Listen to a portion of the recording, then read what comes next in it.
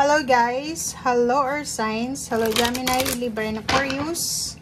Welcome dito sa aking channel, Kapalaran 888. Welcome, welcome! Alamin natin ang daily tarot reading mo sa araw na ito. Kung may tanong ka, itanong mo na dahil sasagutin ka ng barahang ito.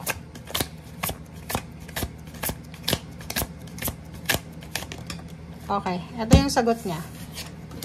Recovery! Wow! Ang galing! So, air signs, Gemini, Libra, and Aquarius. Ano ba yung recovery na minamanifest mo? So, recovery from health problems, from emotional health issues, financial health issues, or scarcity, or kano man to. Sinasabi ng barahan na recovery. Makukuha mo yung recovery, reclaiming of your power. Parang ganun, wow. Ang galing. Makaka-recover ka daw sa kung ano man to na pinagdadaanan mo. Air signs. Especially yung Gemini, Aquarius, and Libra dyan na hirap na, lalo na sa pamilya niya. Sa issue sa pamilya, sa health niya, sa financial. Makaka-recover ka daw.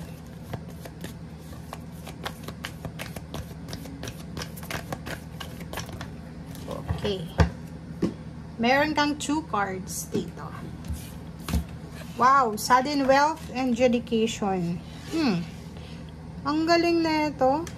Alam mo tong judication na to is parang sinasabi ng barahan na posibleng kung may kaso kang sasangkutan or pwedeng may inaayos ka na papeles, batas, or pwedeng paghihiwalay ito ng mag-asawa, pagpapakasal, or kung ano man to, like pera, siguro na walang pera, makaka-recover ka daw, 'di ba?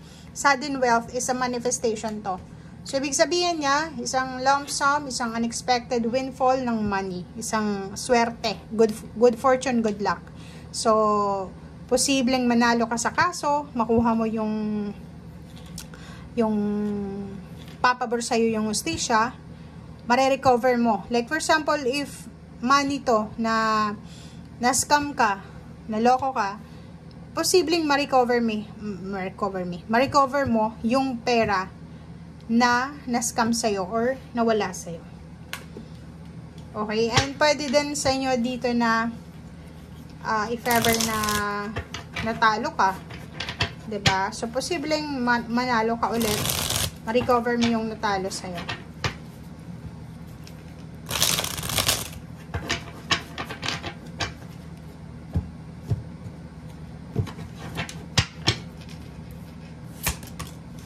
Okay, first card dito is 6 of Cups. Ooh.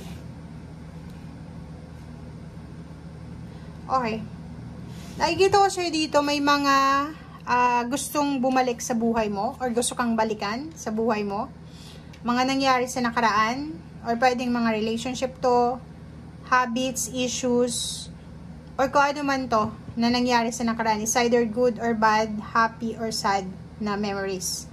Makinig ka sa sinasabi ng intuition mo ngayon kasi baka gumawa ka ng desisyon na pwedeng pagsisihan mo sa mga susunod na araw. Diba? Nine of Wands, nakikita ko siya dito, pagod na pagod ka. Wow. Nakakaloka yung barahan nyo. Sinasabi ng barahan sa'yo dito, Air Signs, Gemini, Libra, and Aquarius, na said na yung pera mo. Sobrang pagod na yung iba sa inyo dyan. Pagod na kayo sa paghahanap buhay. Pagod na kayo sa paghahanap ng pera. Siguro marami kayong utang na binabayaran. Etong 9 of Wands na to is, ginawa mo na yung lahat eh. Ginawa mo na yung best mo. Nagsakripisyo ka na. Nagtipid ka na. Parang ganun. Ginawa mo na yung ano. Pero, etong 5 of Pentacles is sobrang problema sa pera. Pagod ka na sa pamumroblema sa yung pera. Or posibleng kung may health issues kayo, okay? Kung may health issues kayo, pagod na kayo sa problema nyo, sa kalusugan, sa sakit nyo. And eto yung minamanifest nyo is makarecover kayo. Makaka-recover din kayo. Yun sinasabi. Lalo na yung pera. Diba, pagod na pagod ka na kasi wala ka ng pera or naubos na yung pera mo.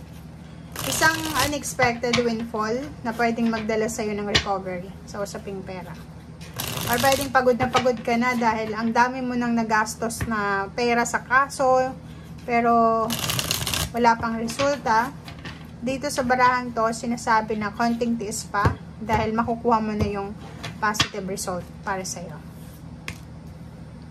Oh, Nine of Swords is a continuation.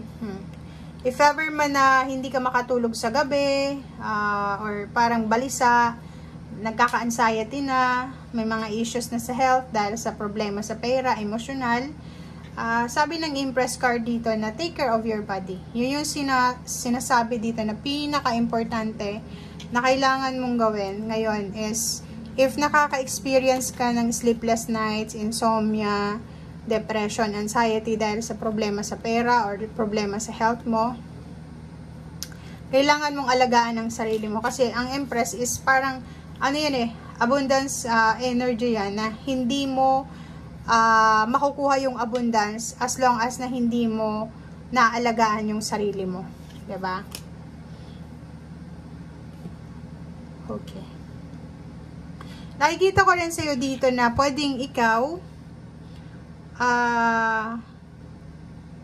pwedeng ikaw to na nag-undergo ka ng ng depression or may mga sakit kayo, and pwedeng yung mother figure mo, yung nanay mo is naandyan para suportahan ka, alagaan ka, tulungan ka. Okay? And huwag kang mawala ng pag-asa kasi yung magician dito is parang binibigyan kanya ng lakas loob na lumaban sa kung ano man na pinagdadaanan mong nakakapagod sa ngayon. Kailangan mong lumaban, kailangan mong ilaban, kailangan mong bumangon dyan sa kung saan ka man nasasadlak sa ngayon. Kasi itong Chariot na to, sinasabi ng barahan na walang sino man ang makakaalis sa'yo dyan sa stagnation na yan, kundi sarili mo. Motivation, victory and success. Walang nagkakaroon ng victory nang walang pagkukusa. Okay?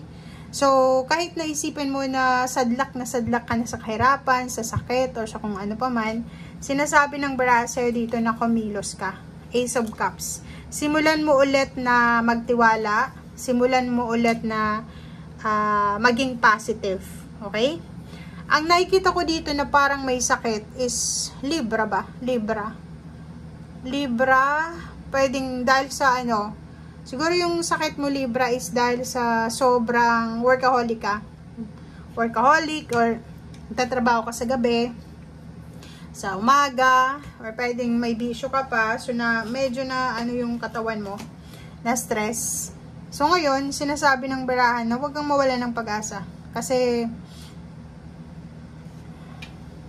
kung makikita mo dito, ikaw mismo yung magpapagaling sa kung ano man ang sugat na mayroon ka sa ngayon, emotional, health, financial. Okay? Thank you guys. Bye!